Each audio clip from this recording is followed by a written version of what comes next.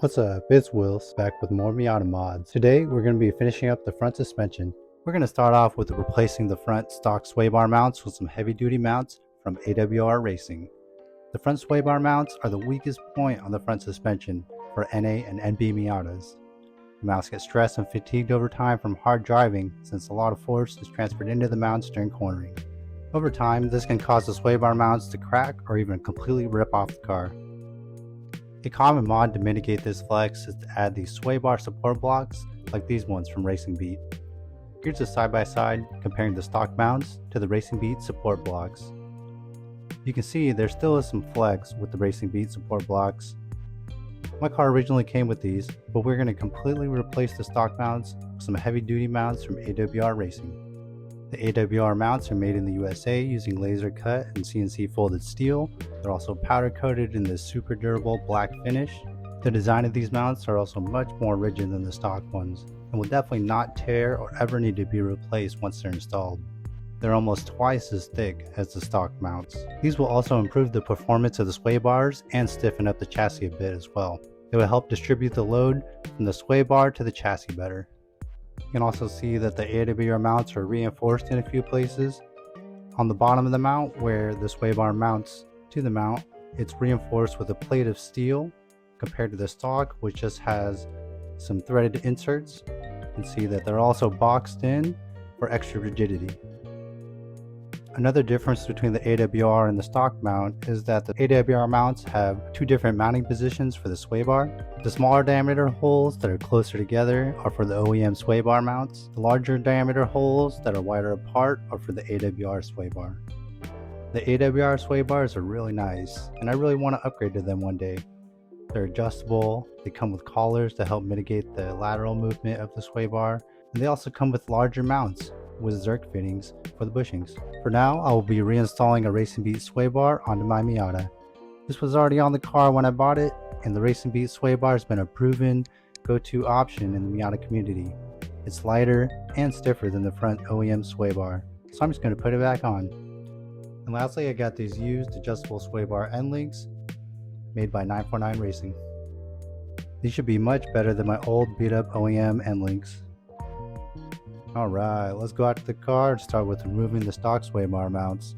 So here are some parts you'll need to remove to gain access to the sway bar mounts and the spot welds. Alright, to remove those parts, first you'll need to drain the radiator, remove the lower radiator hose, remove the upper radiator hose, disconnect the fan wires, remove the radiator with 4 12mm bolts. Alright, before we take off the radiator, let's just take a moment to appreciate the wiring that the last owner did on this car.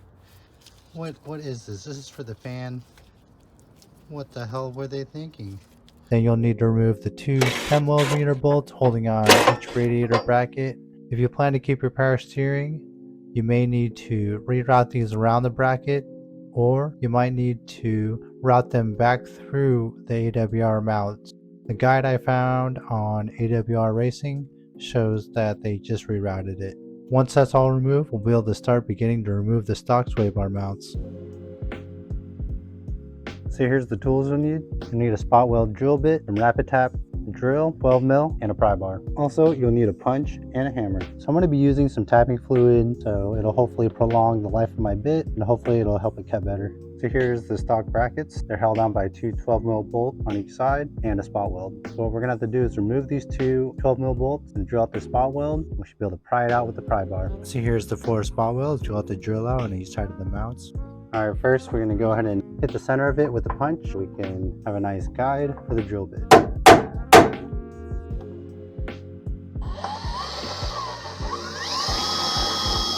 All right, now that I got it started, I'm going to get some cutting fluid on the drill bit, and I'm going to keep going in.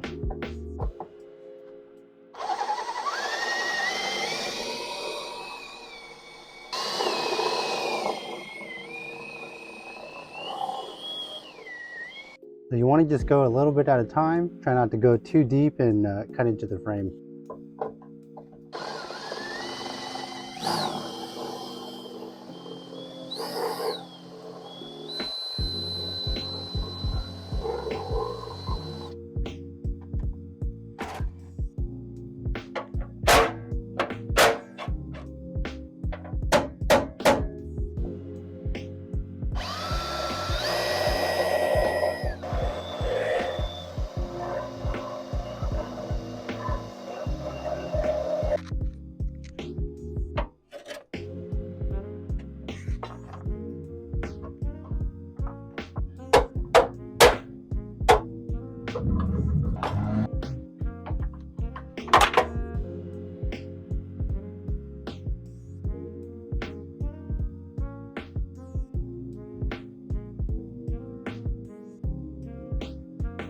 Alright, now that we got the mounts off, I figured since we're down here, might as well go ahead and paint up the frame rails. They're looking pretty scratched up, and figured might as well add some more paint to give it a little bit more protection. We started by scuffing up the frame rails with a Scotch-Brite pad. Then we masked off any areas I didn't want to get paint on. But I wasn't too worried, since it's just the frame rails. We got some primer and some color match paint from Automotive Touch-Up. Next, I sprayed 3 coats of primer, and it gave it a few days to dry since it's been cold outside. Then I sprayed 3 coats of color,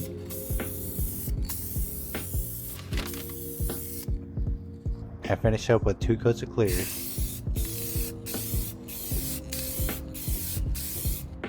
Here's the end result. Not the best paint job, but it should add some protection to the frame rails. So to install the brackets, I'm going to go ahead and try to use a floor jack and some wood and press it into place. I'm going to start with getting 2 bolts in, try to get a third, and then if it's giving me trouble, then I'm going to use the jack, and if all else fails, just whack it with a hammer. So for 4 of the bolts, I'm going to be reusing the OEM bolts. And before you install the new bolts, make sure to put just like a little dab, tiny dab, anti-seize to keep the bolts from getting seized.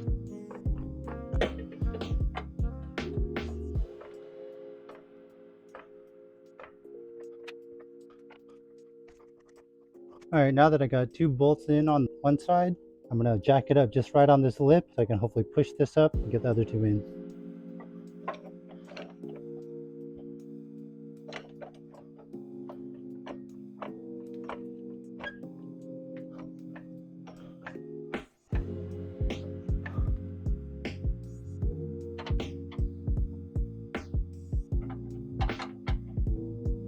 Alright, so the floor press with some wood worked out awesome. Didn't even have to hammer it at all.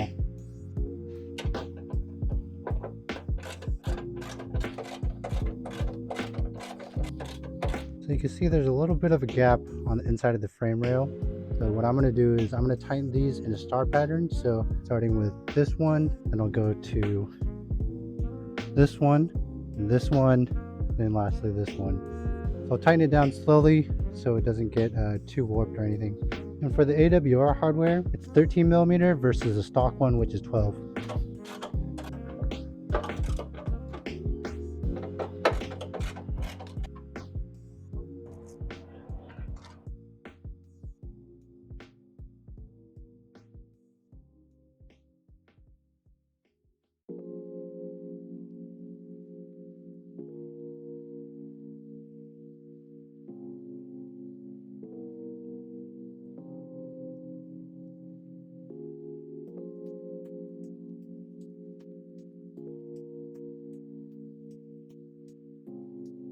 Alright, next I'm going to go ahead and torque these down to 20 to 25 foot-pounds. Alright, next let's go ahead and get the sway bar on. Before you put the sway bar on, make sure to lube up your bushings. I'm going to be using this Super Lube. It has PTFE in it, so if you're going to be lubing up any polyurethane bushings, look for something with PTFE, and that should be good for any poly bushings.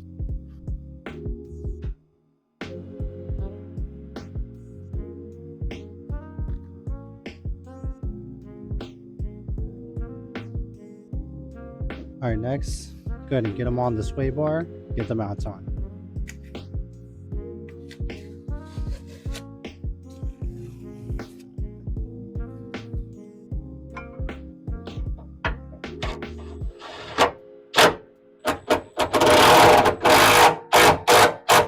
Alright, so next up, let's get the sway bar end links on. I noticed there's a bit of corrosion on them, so I figured I'd go ahead and take them apart, clean up the threads, get them back together.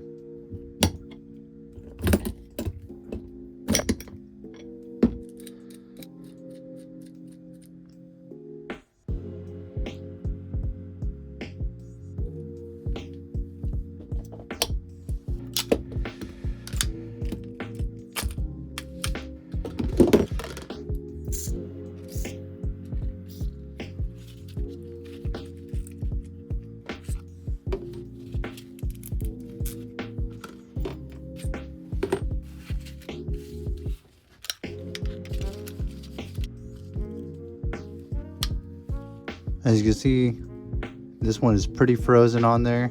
So good thing I'm cleaning it up because this thing is stuck. All right, finally got it to move. Let's get it out of there.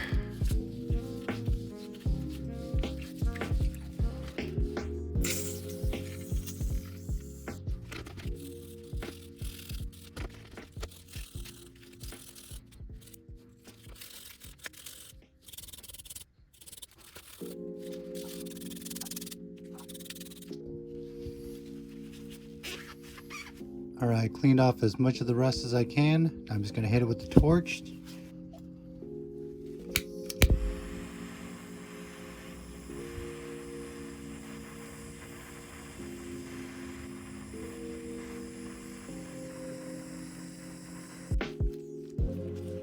There we go, it looks pretty good. Not perfect, but it'll do. All right, now that we got the threads pretty cleaned up, we get a bit of anti-seize.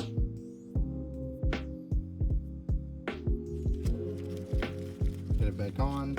Screw it on all the way so we can get the anti-seize on all the threads. All right, now that the threads are all cleaned up, I went ahead and shortened the sway bar end links by 10 millimeter. So I gotta do this one, and then we'll go ahead and get it on the car.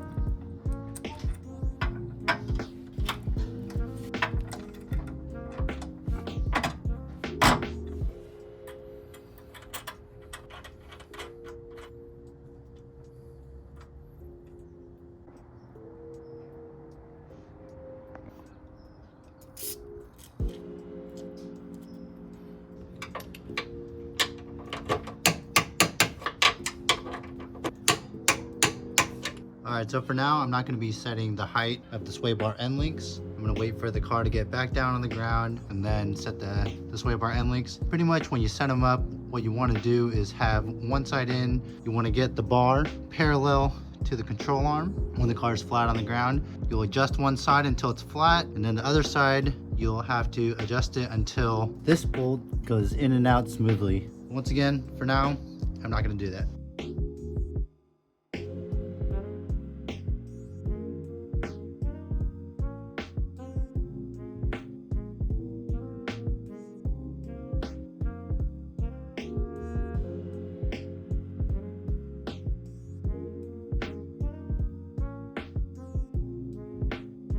So that's all for this install. I hope you found this video helpful for your Miata build, or you just enjoyed it. If you enjoyed it, go ahead and give it a like. And if you want to keep following the build, subscribe. Hope you have an awesome day. See you in the next one. Peace.